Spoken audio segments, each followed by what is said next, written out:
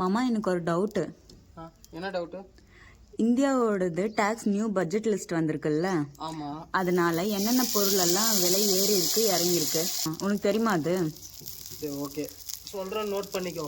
என்னென்ன பொருளோட விலை கம்மியாக இருக்குது அப்படின்றத பற்றி நான் இப்போ சொல்கிறேன். ஃபஸ்ட்டு பார்த்தீங்கன்னா மொபைலோட ரேட்டெல்லாம் வந்து குறைய போகுது. அதுக்கப்புறம் எலக்ட்ரிக்கல் வெஹிக்கிளோட ப்ரைஸ் ஏன் குறைய போகுதுன்னா, அதுக்கு யூஸ் பண்ணுற பேட்டரியோட ப்ரைஸும் வந்து குறைய போகுது. அதனால் எலக்ட்ரிக் வெஹிக்கிளோட ப்ரைஸும் வந்து குறைய போகுது. அதுக்கப்புறம் பார்த்தீங்கன்னா 36 வகையான லைஃப் சேவிங் மெடிசன்ஸ், அதாவது மருந்து பொருட்களோட விலையும் வந்து குறைய போகுது. இந்த கைவினை பொருட்கள் இருக்கு இல்லையா, அதனோட விலையும் குறைய போகுது. அது மட்டும் இல்லாமல் லெதர் ப்ராடக்ட்ஸ், இந்த லெதரில் செய்கிற ஷூவு, ஹேண்ட்பேக்ஸு, இந்த மாதிரியான பொருட்களோட விலையும் வந்து குறைய போகுது.